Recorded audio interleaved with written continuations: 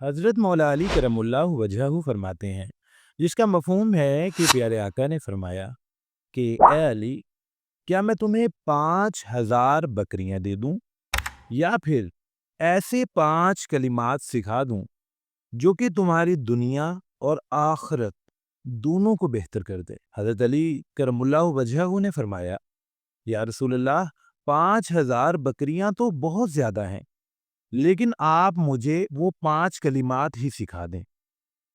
تو پھر پیارے آقا نے فرمایا کہ کہو۔ اب یہ ایک عربی میں ایک دعا ہے جس کا ترجمہ میں آپ کے سامنے پیش کروں گا۔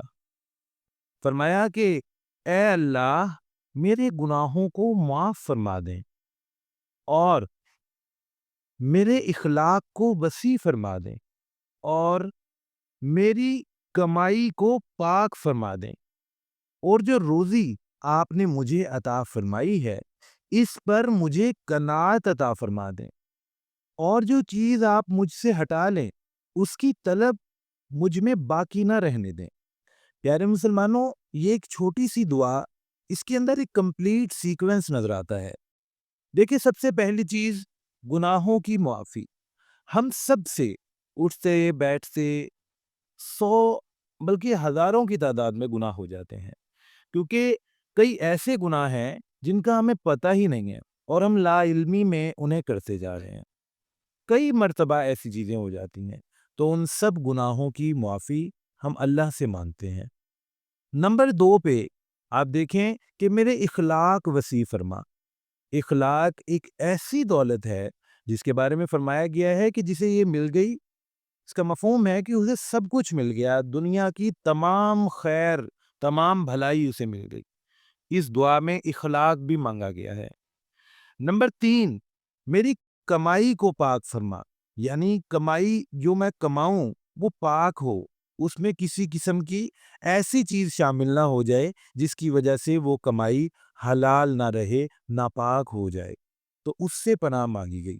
نمبر 4 پہ آپ دیکھیں، جو روزی میں کما لوں، یعنی جو چیز میں نے اب کما لی ہے، اب اس کو خرچ کرتے وقت مجھے قناعت نصیب فرما دیجیے۔